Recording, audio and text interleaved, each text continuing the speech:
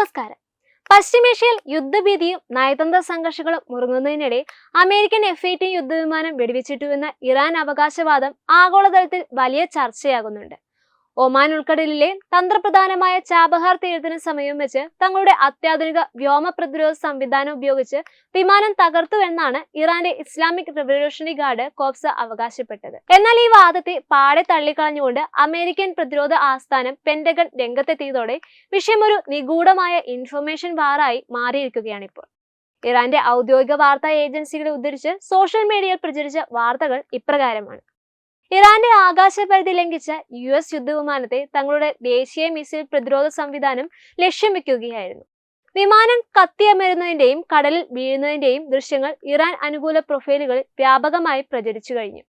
കഴിഞ്ഞ കുറച്ചു കാലങ്ങളായി ഇറാൻ തങ്ങളുടെ വ്യോമ പ്രതിരോധ സംവിധാനങ്ങളിൽ കൈവരിച്ച പുരോഗതി കാണിക്കാനാണ് ഈ നീക്കമെന്നാണ് കരുതപ്പെടുന്നത്. തങ്ങളുടെ അതിർത്തിക്കുള്ളിൽ കടന്നു കയറാൻ ശ്രമിക്കുന്ന ഏതൊരു ശക്തിയെയും നേരിടാൻ ഇറാൻ സജ്ജമാണെന്ന മുന്നറിയിപ്പാണ് ഇതിലൂടെ നൽകുന്നത്.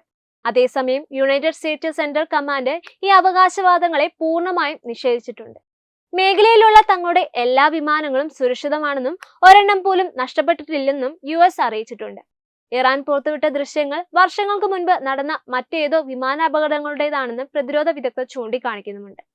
കൃത്രിമമായി നിർമ്മിച്ചതോ പഴയതോ ആയ വീഡിയോകൾ ഉപയോഗിച്ച് തെറ്റായ വിവരങ്ങൾ പ്രചരിപ്പിക്കുന്നത് ഇറാന്റെ പതിവ് രീതിയാണെന്നാണ് US ഉപരോധിച്ചിരിക്കുന്നത്. പശ്ചിമേഷ്യയിലെ നിലവിലെ സംഘർഷ സാഹചര്യങ്ങൾ മറ്റുള്ളവരിൽ ഭീതിയും തെറ്റിദ്ധാരണയും ഉണ്ടാക്കുവാൻ വേണ്ടിയുള്ള ബോധപൂർവമായ ശ്രമമാണിതെന്നും പെന്റഗൺ വ്യക്തമാക്കുന്നുണ്ട്.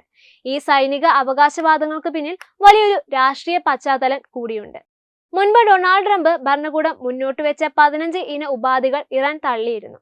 ഇതിന് മറുപടി എന്നോണം അമേരിക്കയ്ക്ക് മുന്നിൽ 5 കടുത്ത ഉപാധികളാണ് ഇറാൻ വെച്ചിരിക്കുന്നത്. ഉപരോധങ്ങൾ നീക്കുക, തങ്ങളുടെ ആണവ പദ്ധതികൾ അംഗീകരിക്കുക തുടങ്ങിയവ ഇതിൽ ഉൾപ്പെടുന്നുണ്ട്. ഈ തന്ത്രപ്രധാനമായ തർക്കങ്ങൾക്കിടയിൽ സൈനികമായ മേൽക്കോയ്മ തെളിയിക്കുവാനുള്ള ശ്രമമാണ് ഇറാന്റേത്. അമേരിക്കൻ സൈന്യത്തിന് നേരെ സമ്മർദ്ദം ചെലുത്തുവാനും ആഭ്യന്തരമായ ജനങ്ങൾക്കിടയിൽ കരുത്ത് തെളിയിക്കുവാനുമുള്ള സൈക്കോളജിക്കൽ വാർഫെയർ ആണിതെന്നാണ് വിലയിരുത്തപ്പെടുന്നത്.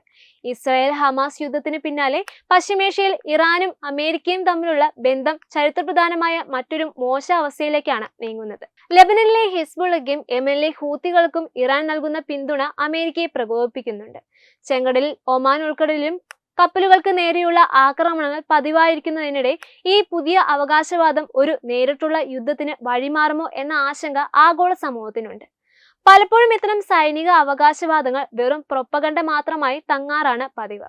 മുൻപ് അമേരിക്കയുടെ അത്യാധുനിക ഡ്രോണുകൾ വെടിവെച്ചിട്ടതായി ഇറാൻ അവകാശപ്പെട്ടിരുന്നെങ്കിലും അവയിൽ പലതും തെറ്റാണെന്ന് പിന്നീട് തെളിഞ്ഞിരുന്നു.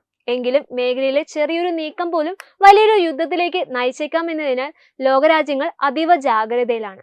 ഇറാൻ പുറത്തുവിട്ട ദൃശ്യങ്ങളുടെ വിശ്വാസ്യത ചോദ്യം ചെയ്യപ്പെടുമ്പോഴും മേഖലയിലെ സൈനിക വിന്യാസവും ആകാശ നിരീക്ഷണവും ഇരു രാജ്യങ്ങളും വർദ്ധിപ്പിച്ചിരിക്കുകയാണ്. ഒരു യുദ്ധവിമാനം തകർന്നു എന്നതിനേക്കാളും അമേരിക്കയെ പ്രകോപിപ്പിക്കുവാനുള്ള ഇറാന്റെ നീക്കമായിട്ടാണ് ഇതിനെ അന്താരാഷ്ട്ര മാധ്യമങ്ങൾ കാണുന്നത്.